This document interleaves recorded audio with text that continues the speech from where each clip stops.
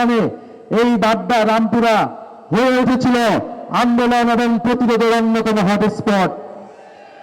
আপনাদের মনে আছে কিনা? অবশ্যই মনে আছে। এই বাড্ডার রোডে, এই রামপুরা ব্রিজে প্রাইভেট বিশ্ববিদ্যালয়ের শিক্ষার্থীরা, মাদ্রাসার শিক্ষার্থীরা এবং এলাকাবাসীর সম্মিলিত প্রতিরোধে ফ্যাসিস্টরা পিছু হটতে বাধ্য হয়েছিল। এই ব্র্যাক কানাডিয়ান ইউনিভার্সিটির সামনে এই ইস্ট ওয়েস্ট ইউনিভার্সিটি ইম্পেরিয়াল কলেজের ছাত্রছাত্রীরা সম্মিলিতভাবে জনগণের পক্ষে দুর্বার আন্দোলন গড়ে তুলে গণঅভ্যুত্থানের পক্ষে ত্বরান্বিত করেছিল। এই অঞ্চলের মানুষ দীর্ঘদিন ধরে অর্থনৈতিক বৈষম্যের শিকার, রাজনৈতিক বৈষম্যের শিকার। জুলাই গণঅভ্যুত্থানে যখন সুযোগ এসেছে তারা সেই প্রতিরোধ করেছে, বহু মানুষ জীবন দিয়েছে, আমাদের বহু মানুষ আহত হয়েছে এই ঢাকা 11 আসনে। আমরা 1971 সালের ইতিহাসে দেখব এই বাড্ডা, এই বেড়াইদ, এই ডাঙ্গার এই সাইডে মুক্তিযোদ্ধারা অবস্থান করতেন। তারা নৌকা দিয়ে এসে এখানে এসে অপারেশন করে আবার পালিয়ে যেতেন। জুলাই গণঅভ্যুত্থানের সময় আমিও কয়েকটা দিন এই অত্র এলাকার বিভিন্ন জায়গায় পালিয়েছিলাম। এই ঢাকা 11 আসন আমাকে আশ্রয় দিয়েছে জুলাই গণঅভ্যুত্থানের সময়। আমার জীবনের এই 28টি বছর আমাকে আশ্রয় দিয়েছে। এখন আমি চাই এই ঢাকা 11 মানুষের প্রতি যে আমার ঋণ, সেই ঋণ শোধ করতে।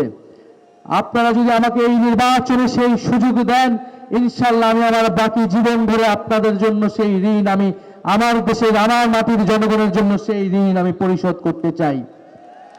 প্রিয় ঢাকা 11বাসী, এই ঢাকা 11তে প্রায় 15 লক্ষের মতো মানুষের বসবাস, যদিও ভোটার 4.5 লক্ষ, এবং এত ঘন বসতি হওয়া সত্ত্বেও কোনো নাগরিক সুবিধা নাই।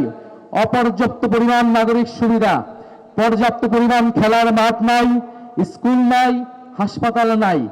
আপনারা এগুলো সবই জানেন এবং এগুলোর মধ্য দিয়ে আমাদেরকে জীবনযাপন করতে হয়। আমি যদি আপনাদেরকে কিছু পরিসংখ্যান বলি, এই ভাটারার প্রায় 70% মানুষ ইনফরমাল ইকোনমির সাথে যুক্ত, অর্থাৎ ক্ষুদ্র ব্যবসা এবং দিনমজুর খেটে খাওয়া মানুষ এই এলাকার সংখ্যা বেশি। এই এলাকায় শিক্ষিত বেকারের সংখ্যা প্রায় 8 থেকে 10%। কর্মসংস্থান নেই। স্বাস্থ্য খাতে প্রায় 100% হচ্ছে প্রাইভেট সেক্টরের উপর ডিপেন্ডেন্ট, কোনো সরকারি হাসপাতাল নাই এই অত্র এলাকায়। এই পুরা ঢাকা 11 আসনে একটিও সরকারি হাই স্কুল নেই। সরকারি প্রাথমিক বিদ্যালয় আছে মাত্র 15টি।